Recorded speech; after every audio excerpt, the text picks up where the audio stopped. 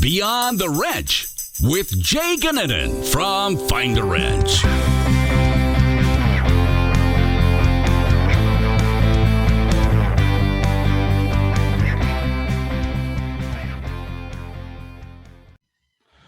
Welcome back to another edition of Beyond the Wrench. I hope you all had a wonderful 4th of July weekend and safe and got to celebrate in style. I'm going to jump right into the winner of our weekly higher or lower game in the WrenchWay mobile app. This week was sponsored by Diesel Laptops. Congratulations to Fonda DeCola, a second week in a row that Fonda wins our higher or lower game. With that, Fonda wins another $100 Amazon gift card. She had a high score of 29. She did also get a chance at winning our Queen of Hearts pot, but unfortunately did not turn over the Queen of Hearts. So the pot increases yet again to $1,500. This week for our featured topic, we give a sneak peek at our latest product launching very soon called Reverse Job Posts. Be sure to go check that out and let us know in the app if you think this will be a helpful tool for technicians to use. We're really, really excited about it and think you're really going to like it as well. So last week on the podcast, we focused on technician training. And this week, we kind of switched gears and we're talking more on the management training side. And to explore this topic, I had the pleasure of talking with Chuck Searles, who's the president of AMI, otherwise known as the Automotive Management Institute. And he really had a lot of great feedback, a lot of great tips about management. We talked about leadership in shops, maybe the struggles that we have in management and as leaders, looked at what traits are in a strong leader, what makes for a good leader. And we talked about just a variety of different ways to improve management styles and how does a shop offer management or leadership training for managers, and something that I personally feel like there's a lot of value in, and I think there's a lot of shops that could really use Chuck's advice here. So I hope you enjoy the podcast. I always enjoy my time talking with Chuck, and I think you'll see all of that come through, and look forward to hearing your feedback on this episode. Have a great week. Hi, and welcome back to Beyond the Wrench. Today I am elated, really excited to have my friend Chuck Searles from Automotive Management Institute, otherwise known as AMI. Chuck is the president of AMI and really influential throughout the industry, has a really cool background, and it's always a pleasure to talk with Chuck. So how are you, Chuck? I am great. And with that introduction, Jay, I got to tell you, you set the bar pretty high. I hope I can live up to it. You always live up to it. You're great for the industry.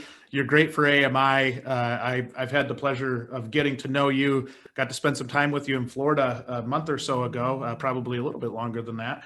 But really enjoyed my time being able to get to know you, and excited to have you on the podcast finally. We were talking about that prior to hopping on the podcast, that probably should have happened earlier. So apologies from our end on not getting you on earlier. None necessary. I'm really happy to be here. And you are one of my favorite people in the industry. I know it's going to swell your head and you won't be able to get out the door, but it's true. And actually, to tell you the truth, WrenchWay and Find a Wrench are two of my favorite businesses in the industry as well. I think it's a really great mission. We appreciate that, and we appreciate everything that AMI does. Why don't we start with that? What is it that you do at AMI, and then we'll dive into what AMI is after that, if that's okay with you. Sure. So we offer accreditation of training material throughout the automotive industry, both on the service, aka mechanical side, and on the collision side. So if you're at a conference and you take training, most likely it has AMI accreditation. You can receive credit, and it's like, well, what's the credit for? Well, you can use that credit towards a portable accreditation or degree, if you will. I use that term loosely, that you can carry around through the industry. So you can be an accredited manager or even shop foreman, something like that. Very cool. Soft skills. And we focus a lot on soft skills. Which is sorely needed in our industry. You and I have had conversations about that, and I I firmly believe that could help us out so much as an industry. And we're going to talk a lot about that today with the management training and maybe what opportunities are out there, and just trying to kind of figure out how we get some of that leadership or some of that management and leadership training into our businesses. So talk about how'd you get into this crazy world? How'd you get into this business? Oh my gosh. So like many high schoolers, I was sort of floundering and trying to figure out what I wanted to do with my life. And I actually sat in on a recruiter bit from Universal Technical Institute, UTI, and they said, wow, there's going to be a technician shortage. I'm like, a technician? What the heck is that? I knew I like to work with my hands. I did woodwork and mechanical stuff. You know, my dad was kind of a jack of all trades, master of some. So I picked up a lot of those skills along the way. But I said, no, I think I can work on cars. I can do this. And went to UTI and actually got a degree, and went out into the field and worked as an auto tech for about 10 years, give or take, and then was picked up by a corporate entity and worked in training for the better part of 19 years, and then came to AMI. It's such a cool story because one, where did you grow up at? This is always fascinating to me. I actually grew up on the North Slope of Alaska. So born in Alaska, and my father was an educator. So we spent a lot of the time up above the Arctic Circle in those little tiny villages that you've never heard of, like Etobicoke Pass and Barrow and Point Hope, where there's like 500 people. So you had a UTI recruiter in Alaska, way out there. Yes, in Fairbanks, you bet. I graduated high school there in Fairbanks, and a UTI recruiter was in, and the rest is history, I suppose. But yeah. So where did you go to UTI at? Down in Phoenix. I think at the time there was only one campus, because I'm been in the industry a couple of decades, maybe 3, and it was down in Phoenix. So went down there from small town to the big city, and rode a bicycle to school. It was a lot of fun. It was an experience for sure. Talk about a change in climate, right? Like going from like Alaska to Arizona. Mm-hmm. Yep. It was something else. And then actually went back to Alaska to start the career. My original thought was that I was going to work in the heavy side of the industry on diesels, but nobody wants to hire a kid with no experience, at least at the time. I think that tune may have changed now, but at the time it was no. So I took my resume as it were and walked over to a local dealership and was hired on the spot. And so you had that dealership life for quite a while, and how did you like being a technician? Obviously, your career transition, but how did you like being a tech? Okay, I loved being a technician, and people are going to say, he's so full of it. That is not the case. I actually loved being a tech. I loved being able to start and finish something and beat the book time and make the customer happy at the same time. I progressed into kind of a shop foreman role too, because I like talking to people. And I think all the while in the back of my head, I knew this wasn't going to be where the journey ended. I worked with guys, that had been in the field for 40 plus years, and they were kind of slowing down, and there really wasn't a place for them at that point. So I kind of said, there's probably a little more that I need to explore in the way of trajectory. Yeah. And I think that's a common thought process from a lot of techs, right? Like I started off as a tech and I had that same kind of thought process. I think at the time I grew up in a small town as well, and I didn't really see opportunities that were outside of my little hometown, and then when you get out and you see all of the opportunity that's out there, it really kind of broadens your horizons and gets you to think maybe a little bit more big picture. And that's something that I think as we dive into this subject about what AMI does and how impactful AMI can be, it gives you a little bit of a path to go from if you're starting as a tech, or even if you're starting as a loop tech and you want to work your way up or whatever it is, there are opportunities to educate yourself and to get better and really hone in those soft skills. So many technicians are so great at what you were talking about with here's the problem, fix the problem, move on to the next one. And then going into maybe a management role or a leadership role kind of changes that dynamic, right? It's a different job altogether. And I think oftentimes in a shop, whether it's a dealership or an independent, you'll take somebody that is really, really good at the role that they're in right now. You're trying to reward them. You want to take care of them. So then you promote them and then say, here you go. You were really good at this last thing. Be really good at this thing. And then when that person gets in that seat, they're like, what am I supposed to do? Right? Yeah, absolutely. Because oftentimes they're backfilling someone that's gone. So all the tribal knowledge that's accumulated in that position, it walked out the door. So now you're on your own. And oftentimes you have targets and goals you have to meet. And it's tough. You have to swim really fast or you sink. And I'll jump up on the soapbox real quick, and then I promise I'll jump off. Please. But there is a measurable difference in folks that have a good career path in the amount of soft skills they have. Technical skills get you. I mean, you can make a ton of money with technical skills. Yes. But when you look at the tenure of folks with good technical skills and a blend of soft skills, they tend to be more successful. They tend to have longer tenure. And I think a common misconception is that, well, leaders are born that way.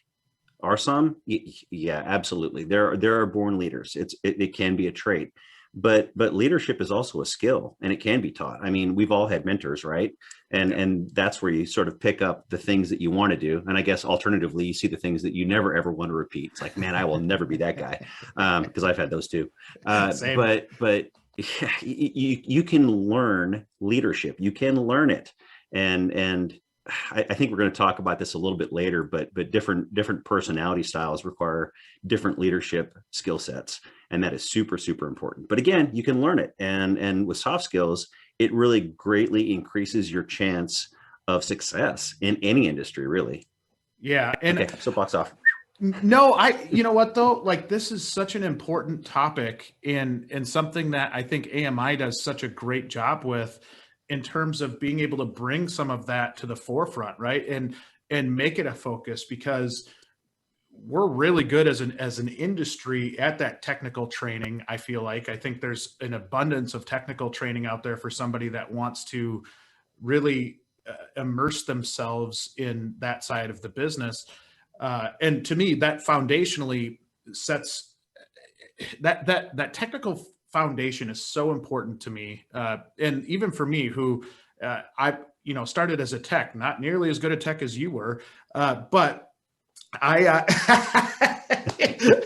for those listening, not watching, Chuck just rolled his eyes at me, but I can say that as a fact because I was not a good tech. But what I'll say is that just having that technical experience and that technical background, it opens up so many more conversations. It allows you to connect with others in the industry, I think, in a way that you just wouldn't be able to if you don't have that technical knowledge. So I think that's big. But then I think the step that we're missing a lot of times is that next step. And that's what we're going to talk about today. Obviously, leadership in shops is a really, really hot topic. I think as we progress as an industry, as we mature as an industry, this is becoming even more of a hot topic. But why do you think so many shops struggle with kind of management and leadership in general? I think we've already kind of covered this in brief, but oftentimes the leadership role is a reward for good tenure or being a good technician and so on. So there are some shops where you just sort of move up as there's vacancy and you may not have any leadership skills. Then you kind of have to figure it out on your own. And there are those that are good at taking cues and learning, and then there aren't. Gosh, can I talk pay? I think I can, right? Yeah, okay. Absolutely. Well, I've said it once and I'll say it 1,000 times. Flat rate is a crutch for bad management. What? Flat rate is a crutch for bad management. And why? Because as a manager, you don't have to motivate your people. Flat rate motivates the technician all by itself. You got to be your own little manager, because if you stand around and you're not a go-getter, you're not going to make any cash. So that takes that burden off of the manager, and now they can just focus on the financials or whatever else they have to do. So there's that aspect too. But I think as more shops go salary or have kind of a combined pay plan, some of that burden is coming back onto the manager, and now you have to figure out how to motivate your people. And that's not an easy thing, because everybody has different objectives, different thoughts, and so on. There's a golden rule of leadership, right? And the golden rule is you treat others as you would expect to be treated, but that's not how to do it. And you're going, what? No, it's the platinum rule. The platinum rule of leadership is that you need to manage people the way that they need to be managed. Lead them the way they need to be led, because each person's a little bit different, and you can't, one size does not fit all, guys. I'm telling you, it does not. Well, and you and I talked about this earlier off the show, but there's not many industries that I'll say that have as many unique personalities as what a shop does, right? And that's, to me, it's so funny, because I think we as an industry talk a lot about technicians, and we put them in one box and we say they're all this person. And when in reality, if you're at a shop, you couldn't have more differentiating personalities. I mean, it can be a ton of work to manage the different personalities, and not only from the management side, but from the technician side too, of like, okay, how do I work with this person? If you have just a completely different mindset and a completely different personality, which I think I've been around a lot of different businesses. I think shops have maybe the most unique spread of personalities. And if you're not getting that education or that training, or maybe have that ability to identify different personalities and manage to their strengths, it can be a handful. I mean, it's a tough job. Yeah, you bet. And you said a key word there, managing to strengths. That's a big one. And then how do you identify those strengths, right? You can, as a manager or a fellow technician, you can sort of sit back and watch and try and figure it out. But as a boss, I will tell you, as a leader, one of the things I found most useful is one-on-one time. And that's not just necessarily, oh, let's go over your numbers and see how you're doing business-wise. Let's just sit down and talk. And you can kind of figure out what makes a person tick, what their fears are, what their strengths are. And then you can sort of bolster them in the areas that they're weak with other parts of the team, or use their strengths where the team is weak. It's very symbiotic. Yeah, and shop personalities, I chuckle about that. I've been in shops where you've got 10 alpha wolves running around the shop, and it is as a manager, I think it'd be pretty tough if you didn't take the time to get to know your people. Well, you nailed that, in my opinion, in terms of that one-on-one relationship is so important, because if you're trying to address an entire shop, and again, you're trying to put them all in one bucket, you're going to get disappointed, right? But if you get to know them on a personal level, and even from the standpoint of knowing if something's not going right in their personal life, right? And being able to identify, hey, something you've been really good up until this point. And I talk to shops about this all the time, where you've been really good up until this point, and then something fell off a cliff. What happened? And without that personal relationship, it's really hard to have that conversation. But having those one-on-one conversations, I think, help you identify things that happen like that, and then be able to talk about it. And I think those are two really, really huge things for you managers out there. Absolutely. Yeah. Trust is key. Trust is key, because people, I think by nature, don't want to be vulnerable. And if you trust someone, then you feel you can tell them, hey, this is what's going on in my personal life, and this is affecting my work. And then perhaps as the boss, as the leader, the manager, whoever you happen to be, whatever role you want to play, you can help. And man, oh man, when you help someone through a personal crisis or a work crisis, whatever it happens to be, whatever that situation is, you've gained an ally, and now you got someone on your side, and you're on your team, and boy, oh boy, team is that's strong. That's strong. You can move mountains, literally.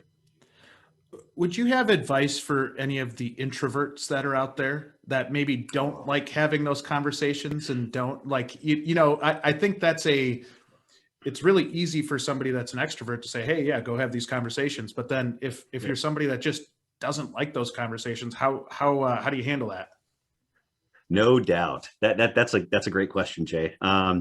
Believe it or not, I was an introvert.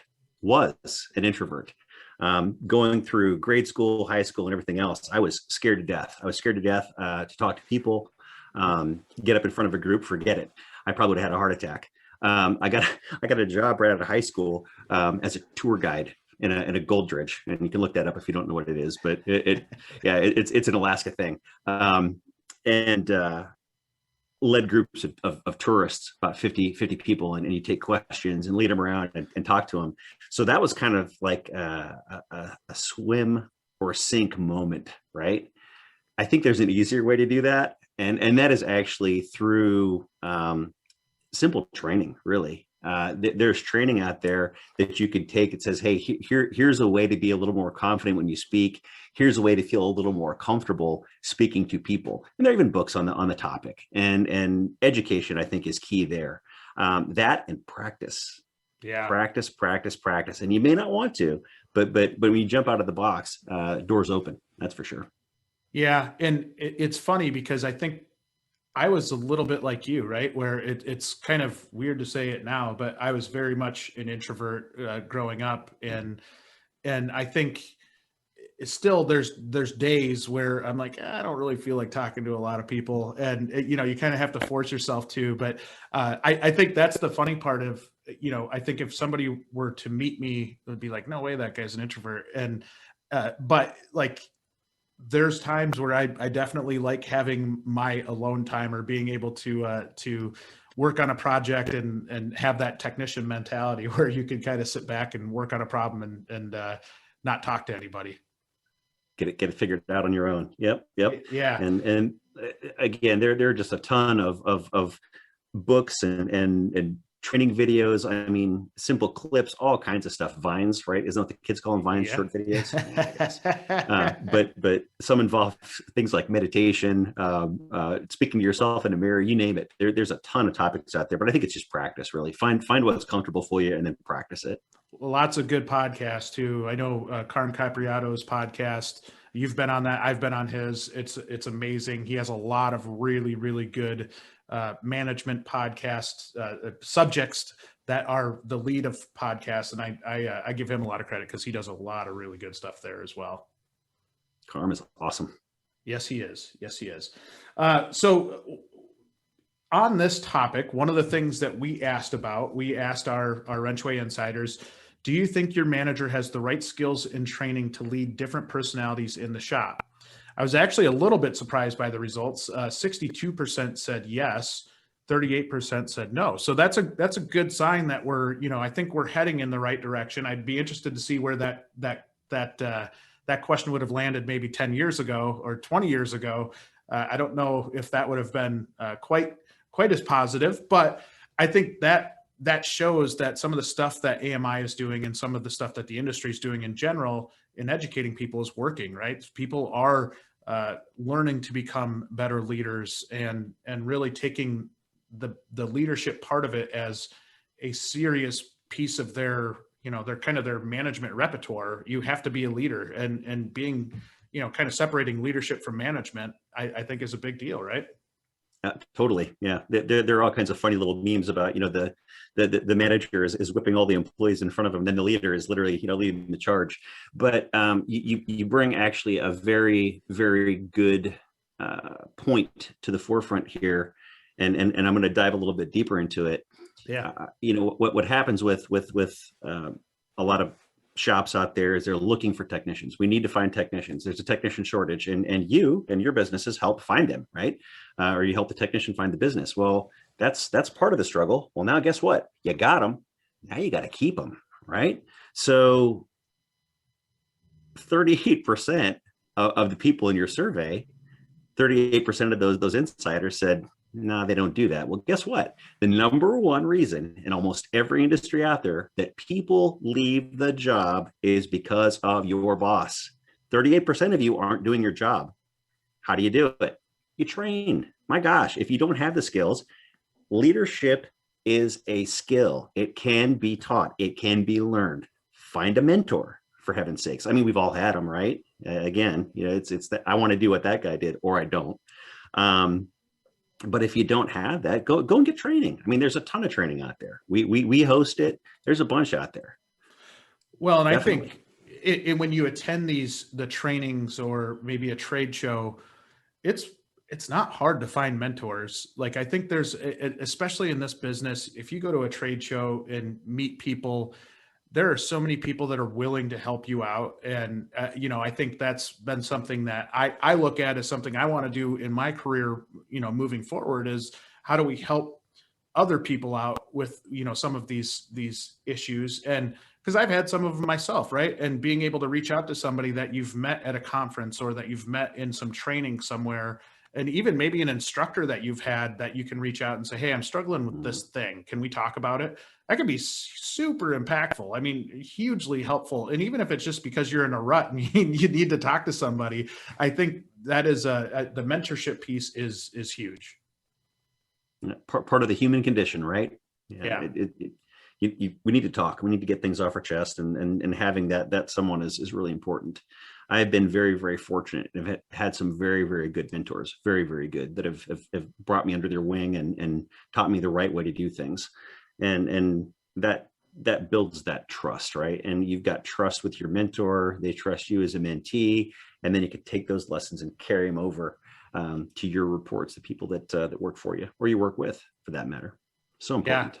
I tell a story quite a bit, but I've got one of my early mentors when I got in the diesel business was a guy by the name of Charlie Varco. And he had given me, we were digging through some old stuff at the time, and he'd given me an old business card from when he first started with the company that we were working for. And he passed away probably, I don't know, 3 years ago. And I was going through some old stuff and I found that card. I had kept that card over the last, 20 years. And so now it's framed in my office. And, I think when you talk about mentorship, that's the impact somebody can have on your life. I'm trying to carry on his legacy and some of the stuff that he did because he was super impactful to me at a young age. And his card hangs in my office now. So it's that sentimental stuff I think is big to me, but then being able to say, hey, you know what, this was a guy that meant a lot to me in my life, I think is big. So when we talk about leadership, what are some of the traits you see in a strong leader? And I know this is probably kind of a cliche question, but I think it's important to kind of dive into that. Like what makes a good leader? That's a really deep question. We probably don't have enough time to go into the full breadth of the answer, because a leader needs to be different for different people in different situations. Some of the qualities of a good leader right off the bat are openness and honesty, good listening skills. Listening is key. Don't be distracted when someone's trying to tell you something. Get to the root of what it is they're trying to tell you. Ask for clarification, and so on. The honesty bit has to do with trust. And number one, here's my number one tip. Here it comes. I'm going to spoil the whole thing. Get your pens and pencils ready. Yes. I keep this sticky note, and hopefully it's not backwards, but it's essentially DWISYWD. Do what you say you will do. That is huge, man. Oh man. If you follow through with your promises, you build that trust. People will walk through fire for you. Seriously. Even if you don't do the right thing, all the time, and you prove that you're human. Oh my God, no. Yeah. I mean, it's okay. It's okay. And this is a really tough one, because as society, and especially in the technical fields, we expect perfection in everything, right? Oh my gosh, fix it right the first time or else. Yeah. But that can't always happen. I mean, if you're a tech and you're working on an intermittent problem and you take a stab at it and it's not fixed correctly, you did your best. It's important to create a culture oh, I know this is gonna, people are gonna be like, what? It's important to create a culture where failure is acceptable. Yeah. It becomes a learning experience. It becomes a teaching tool, and that is so important. If you're scared to death that you're not going to do something right, that affects your work quality and your productivity and everything else. It comes back to that honesty piece. Be honest with your people, and it's okay if something goes wrong, but that's all right as long as it doesn't happen again and again. There is a line that needs to be drawn, right? It's not acceptable over and over and over, but we all make mistakes. It happens. Well, and I think that's especially important with our young people, right? And if you're leading young people in, I think George Ahrens talks about this a lot, where 42 or 41%, I think now, of techs leave the industry within the first 2 years of being in a shop, which is devastating, right? That's terrible. But I see it all the time in shops where they'll bring in a young tech, and in 3 months they're not producing hours, and the shop is like, yep, on to the next one. And it's a little heartbreaking from some of the stuff that we're trying to do in the industry in general, because we need to manage our expectations when a young tech comes in. I think that has a lot to do with leadership and being able to look at it from the standpoint of, okay, there's a long-term ROI here if we get this person trained correctly, if we lead them correctly, if we motivate them correctly and get them some confidence. I mean, these are not easy things to work on, whether it's a car, a truck, whatever it is. This is hard stuff. And these are smart people working on these things. And, to expect somebody to come in and know how to do advanced diagnostics straight out of tech school, I think sometimes is setting ourselves up for unrealistic expectations. And it's really hard for a young tech to gain confidence if all they're doing is getting that stick waved at them, all the time. That can be demoralizing for a young tech, right? You better believe it.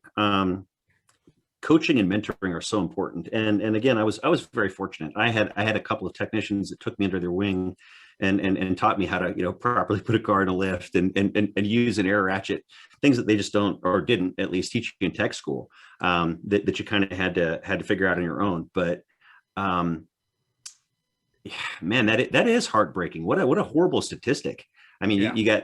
We go back to our 30% something statistic that says that they're not being managed properly, and then you got another one that says you've got over 40% that are leaving the industry in the first year. That is heartbreaking. Yeah. I think that I'm going to get flamed for this one. Whew, here it comes. There is definitely an unrealistic expectation that's being set by some of the post-secondary training providers out there. And I think the OEMs are doing it too, where they have this training program where now I've taken this kid who's fresh out of high school and I put them through a year and a half of training, and they walk into a shop and they're a quasi master technician, right? Oh, they've had all the factory training or whatever. They're prepped to be an ASE master because they've got 2 years of school experience. Come on, guys. I mean, You're not doing that technician any favors. And kids are impressionable. So they're going to be like, man, this is awesome. And then you walk into a shop full of those alpha wolves again, and they're just like, man, oh, you want to learn something, kid? Well, why don't you teach me something, right? You're the one with the stripes. And that's the way it is. That's the way it is. And hopefully that kid is smart enough to downplay what they have and be able to pick up a mentor. But yeah, again, I just think that some of these post-secondaries are just they're selling way too hard. And I understand they have to do what they have to do to get business, right? Because we're all trying to make money and we're all trying to survive. But the expectation that someone that's fresh out of school is going to be a master diagnostician is just not realistic. It's not. Well, and that's where I think we as industry can help the schools out a lot too, right? Is if we can help them get enrollment up, and even for your local shop, as you're listening to this, it sounds kind of corny, but like we preach it all the time to get involved with your schools. That's why, so that a school doesn't have to oversell what it is that they're getting into, or, when the kid comes in, managing expectations of what their pay is going to be coming out of school. Yeah. I think, a lot of times I see it with young techs, they go through school, get the discount for tools, buy a bunch of tools, and then they get in and then they're kind of disappointed in what their starting salary is. And even with the certifications going in, I think that's starting to fix itself a little bit, but then you run back into the other problem where they start to get paid higher than the expectations are that you produce faster. And it's just kind of this vicious cycle that I think, if we're able to help these schools get people in earlier, so we don't put so much pressure on the recruiters or the educators themselves to do the recruiting, it makes their sales job a little bit easier, and hopefully they can paint a realistic picture when they go in to try and get these students in the door. Yeah, absolutely. There are schools out there that are doing a really great job with either shadowing or mentoring programs where they actually partner with a store, an independent or a dealer, whatever it happens to be. And they take a student and put them into the shop, and they work underneath a seasoned technician. And that's very, very wise, in my opinion. That way you don't wind up with the problem that the college industry experiences and probably has for years, where you've got a kid that goes through 4 or 5 years of schooling and they get out in the field and go, man, this sucks. I can't do this job. And now you're saddled with, $50,000 to $150,000 in debt, and you're not even working in the field that you thought you were going to work in. In trades, thankfully, you don't have to spend that much to get into it. But sometimes these kids aren't cut out to do the job that they think they're going to do, or the reality isn't what their expectation was. And these shadowing programs are huge. You get that kid in there early, and they say, "Oh, wow, this is the best thing ever," or, "Ooh, man, no, this is not for me. This is not for me." And they get out before they spend too much cash and have too much time invested. Well, and I think industry's getting far better at that now. I see it from both the dealership side and the independent side. I know ATI just put out their apprenticeship program, right? And, I give them a lot of credit for having that forward thinking and being able to kind of lay out parameters for what an apprentice is. It is truly coming in and learning a craft, and not something that you're going to learn overnight. It takes time and takes some structure to be able to do that, right? Absolutely. Shameless plug. AMI is actually part of that program. We're involved with providing soft skill training to the mentor. So, how do you have challenging conversations? What to do when your mentee doesn't agree with you, or they're not doing what you think they should do? There's a right and a wrong way to mentor and coach, really, when you think about it, because they're kind of different things. But it's important to build the confidence of your mentee, but at the same time, you don't want to give them free rein and just let them run amok. And there's certainly a right and a wrong way to do it.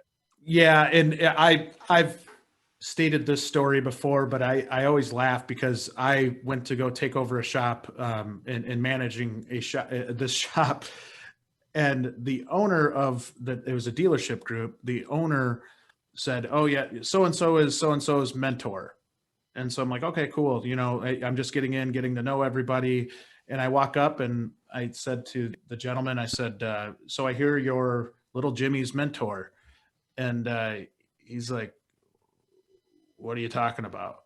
And I'm like, so they had a mentorship program where the mentors didn't even know that they were mentors. So being able to to talk to them and figure out, like, okay, we need to break this down a little bit so that we know, we can't just say we have a mentorship program. We actually have to have a mentorship program. We have to execute on that, and it blew my mind that they were so confident that they had a mentorship program. And then when I went and talked to the mentor himself in this specific location, he's like, "Man, I don't know what you're talking about." That's great. Yeah. Have a plan. Maybe couldn't hurt. And tell the people the plan. Right. Yeah. And I think one of the things that's cool about ATI's program is they do this on the other side too, with shop owners is they figure out the best way to pair a mentor to a mentee by personality type. And if you have a shop that has enough human capital to make that possible, that's really cool. In some cases, you may not. If you've only got 2 technicians, there may be one that is an absolute introvert, and this is not the person that is going to be the best at talking to a new person, even if they're a great technician. So sometimes, training, especially again, if they're a great technician, and I call it the Wayne Gretzky or Michael Jordan effect, right? Where they're so good at what they do that it's hard for them to be patient enough, or right, to kind of dumb it down to help somebody get up. So, I 100% agree there. Now, if you're one of those shops out there that's maybe struggling and you're trying to figure out what are some opportunities to improve maybe my own management style, or maybe one of my direct reports that's a manager, how does a shop go about offering management leadership training, or management or leadership training to managers? Um, Again, I'll go shameless plug here. I know our system Yes. well. And it's as simple usually as going out and finding a company that offers it, and finding the terms that you like. For us, it's simple. It's a free sign up. You hop onto the amionline.org site, and you link into the learning management system, create a profile, and then it's nice because it's a la carte. You browse for the training that you need. We do have a leadership styles questionnaire where you can go through and actually figure out where you're weakest. If you're honest, that's important. By the way, with any questionnaire, just be honest, for heaven's sakes. Don't rate yourself high, and everything. It's like, yeah, okay, I know I could use some work here, and that'll sort of tee you into the section that you need to work on. And then it's just a matter of adding the training that you want, going through it. And I think one of the biggest things for anybody is just being open to the suggestion of trying something. And that's with any training, right? You take it, but what's that old adage? You can lead a horse to water, but you can't make him drink. That's a great adage for training, because I can teach you all this stuff, but if you don't put it into practice and you don't try it and you don't learn from it, then it's not going to work. And honestly, your first try, it may not work. And the second one, it may not either, but you got to keep practicing it and practicing it and practicing it. And it gets easier. It gets better. And that's the thing with learning too, actually. If we don't use the things that we learn, there's a bell curve that shows that we drastically drop off our retention of the things that we have learned. And fantastic example, it's any e-learning you've ever taken that's mandatory, where it's a page turner and you just flip through it. You ask me 10 minutes later what was said in that e-learning, I'm probably like, I don't remember. Thank God it's an open quiz and I can just keep taking it until I pass. But if you pay attention and it's truly something you're passionate about to start with, you put it into practice and it will stick. It will stick. Yeah, I agree. To me, I think that goes for both the technical and the soft skill side, right? Like if you get trained on something, it's hard, unless you're doing it and actively doing it. But that's just the way the brain works. Yeah. It really is. And it is, it's so hard, I think, sometimes too, from the standpoint of maybe a technician taking management training and then saying, kind of saying to themselves, well, I'm not really using this, but in reality you're just using it in a different capacity from what your expectation is, right? So if you think, hey, I'm going to take this management training, it's not going to apply until down the road. I think you're doing yourself a disservice. But if you're teaching yourself those soft skills and learning how to implement them in your daily life, that's the stuff you can still practice, right, before you get into that seat. Bingo. And that is very, very good point. And it goes with technical skill too. You learn all that cool stuff in tech school, but you're put on a lube rack for the next 2 years. A lot of that good stuff that you had probably just gets flushed out your other ear, because you have to have room for the other important things in your brain, like, underwear before pants, that sort of thing. But you hit the nail on the head when you said that after you learn something, that you take it and you can apply it. And with leadership training, it doesn't necessarily have to be with someone that is an employee of yours or someone that you're leading. I mean, you can do that with your friends. You can do it with your kids, you name it, your spouse. You can practice this stuff. and watch what happens. Now with your spouse, I can't guarantee the results because they're aware that there may be a paradigm shift occurring, and they may call you on and go like, "What are you trying to do here?" But yeah, practice, definitely. Isn't that a good point? That's a good point. We actually, to kind of tie it back to our WrenchWay insiders, we did ask a question of our people and said, or the question was, does your shop offer leadership training to managers? 38% said yes, 24% said no, and 38% said unsure. So that, when we talk to shops about career paths and career pathing, this should not be an unsure type of question, right? Or this shouldn't be something that is, even if you're a technician or you're on the lube rack and you have aspirations to be a service advisor, service manager, fixed ops director, whatever it might be, maybe shop owner, you want to know that there's some level of progression. I think younger people especially want that understanding that, hey, you know what, you're going to take care of me on the training side. Training is becoming, especially with technicians, as important as pay. I mean, it is really, really vital to these people that they continue to grow. And if you're not doing it, you're doing yourself a disservice. And I actually had a service manager from a dealership reach out to me a few days ago and asked about best retention strategies. And his framing of it was more on the pay side.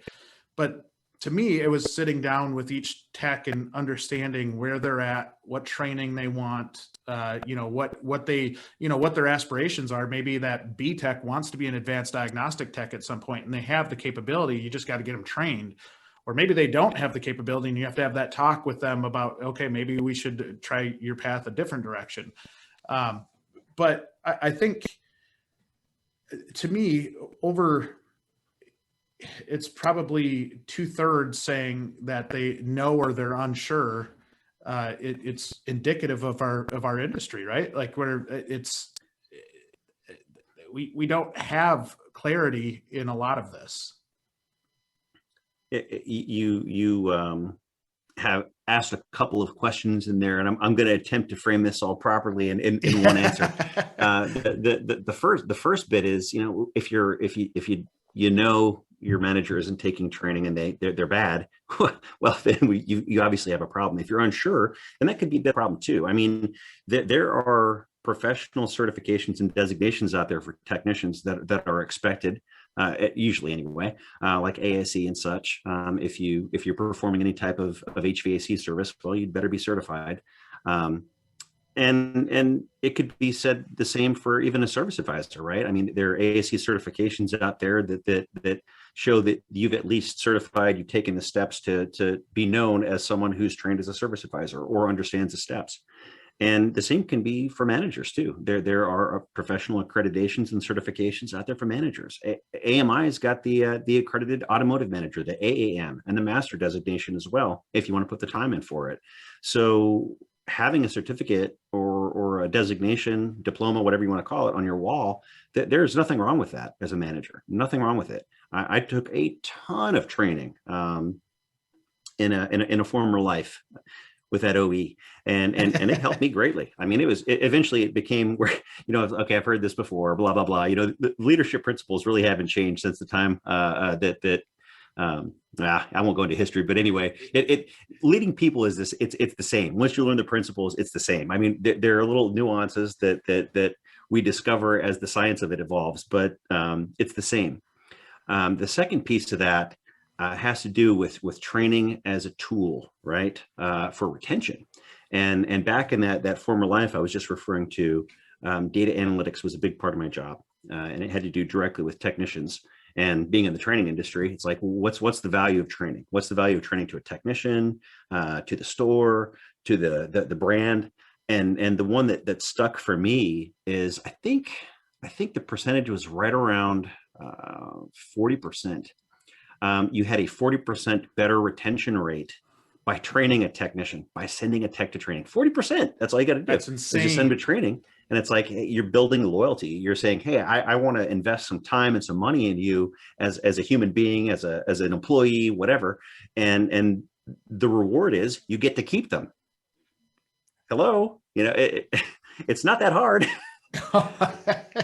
And I think it goes for managers, it goes for any type of staff, right? Even maybe an accountant wants more, or your bookkeeper wants more training on a better way to keep the books. Like I just think there's so much value in training and learning to do it the right way. And even for somebody that went to tech school or maybe went to a 4-year school, to freshen up those skills is vital. Like you can't just expect that you're going to remember things from 20 years ago that you haven't applied or used in 19 of those 20 years to use it efficiently, right? Yeah. Yep. I've had mentors that have forgotten more than I'll ever know. That's for sure. And Same. It's nice when you find a training provider that actually will give you access to training that you've already taken if you need it. Just as a refresher, because we talked about the tech school example where a technician takes controller area network diagnostics and then they're put in a lube rack for a year, and then it's a simple maintenance, brakes, wheels, tires, and then they actually get in a controller area network a CAN problem and they go, I don't remember. But if they have access to the training to go back and refresh, that makes a huge difference. It really does. It really does. I think as we're getting closer to closing out this podcast, I've got a couple more questions for you. The first being, how important is it to kind of self-reflect on your skills and maybe what you're good at and what you're not good at? And I asked that as kind of a follow-up to something earlier in our conversation where, understanding what you're weak at and being able to get help in that area, whether it's through training or maybe through other staff that might be good at something that you're not, from a management perspective. Do you see importance there? I think it's obviously important, but how important is it to sit back and say, okay, you know what, maybe I'm not so great at this part? Huge. Self-reflection is a difficult skill to acquire. But it's a necessity if you want to improve and be better at what you do. It doesn't matter who you are, and it doesn't matter what your position is. I think that there are a lot of tools out there that help with that, like for example, a leadership questionnaire. Find the gaps and work to strengthen them.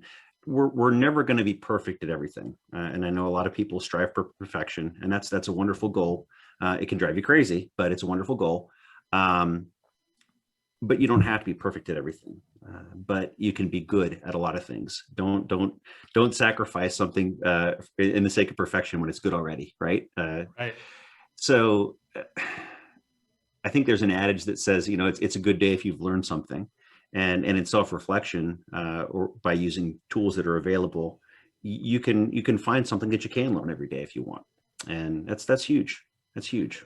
And it is okay to not be good at everything. Like, I think that's absolutely, I think some people beat themselves up too much because they're like, oh man, like I thought I was really good at this, but I'm not. And then, it kind of makes them not want to do that thing or that task because they think they're bad at it. But, there is help out there to help you either get better or find ways to get around it, Sure. And one of the best ways you can do that is leveraging your team. I mean, let's say you're a shop owner and you're just horrible at dispatch. Well, you might have a technician that's been at it a while that's really good at skills assessment and understands that the techs down the row are good at particular things and is great with dispatch. So, I mean, there's strength in the team. There's definitely strength in the team. Yeah, and that's very much a take a step back, that working on the business rather than in the business, and kind of being able to put the puzzle pieces where everything fits. I think in Good to Great, they talk about getting the right people in the right seats on the bus. And, I think sometimes those seats change based on strengths a little bit, but there's nothing wrong with that. And I think that's something that a lot of new managers, I think, could learn, when they get in. You don't have to be great at everything. Make sure you understand what you are great at and leverage that, but then also understand what you're not so great at. I say it all the time with our staff is that, if there's something that I know I'm not good at, I'll flat out say, hey, you know what? I suck at this. Who else is good at it? Let's try to figure out a way around it. So I think there's there's some value to being vulnerable in scenarios like that.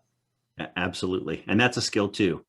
Learning how to share that vulnerability without, being an absolute sucker, right? Or at least appearing like you're an absolute sucker. There's an art to it, but it can be learned. It certainly can be learned.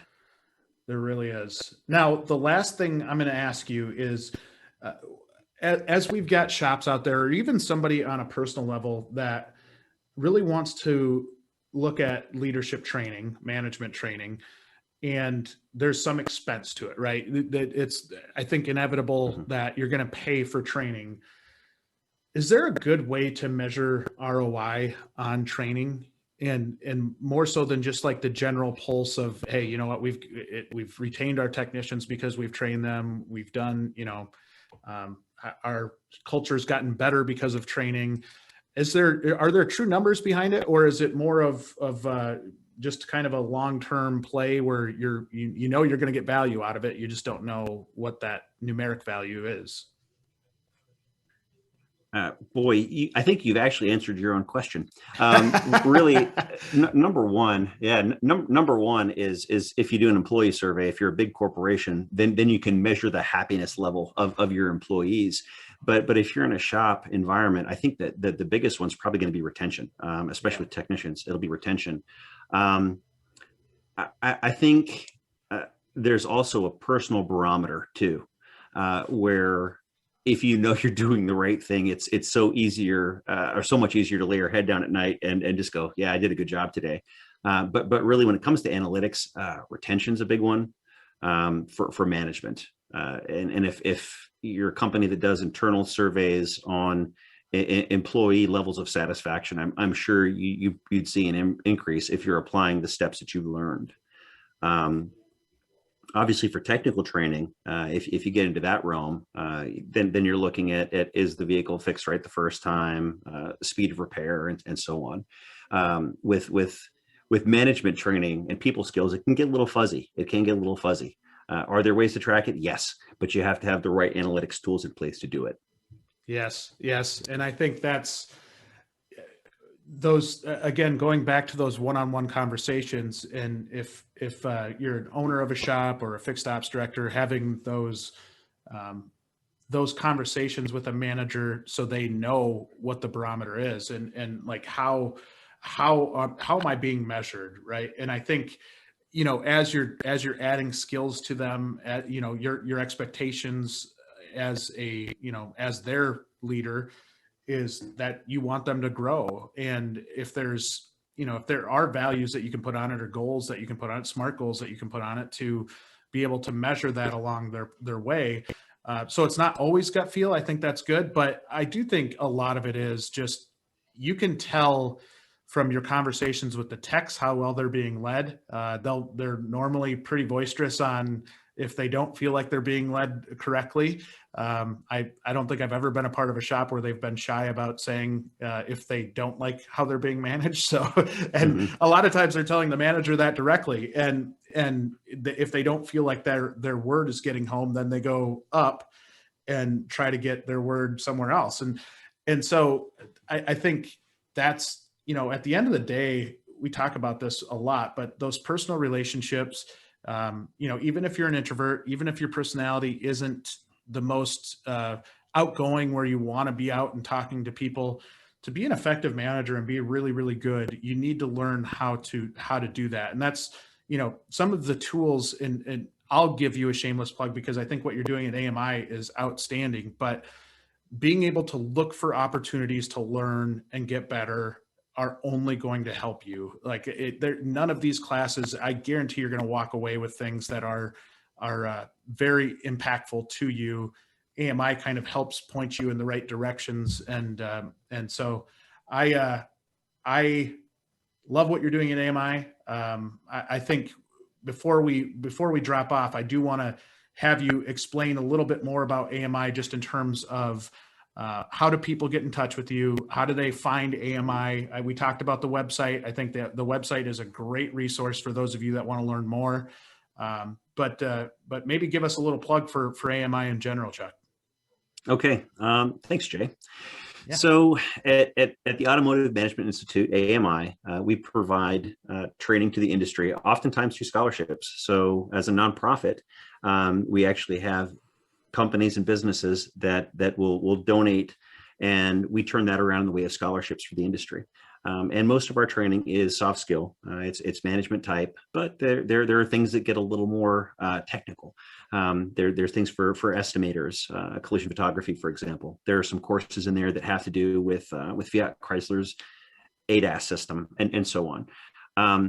But the best way to get in touch with us is to head to amionline.org, and you can learn about us and what we're about.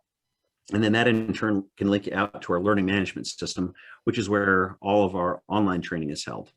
Oftentimes, if you attend a trade show, if you're out there at a conference, there will be training that actually is AMI accredited. And in that case, you can actually upload that as an elective credit towards getting a higher level of accreditation, like that AAM we talked about earlier. So we are here to serve the industry. We love it. Yes, and we love what you guys do. Very, very impressive.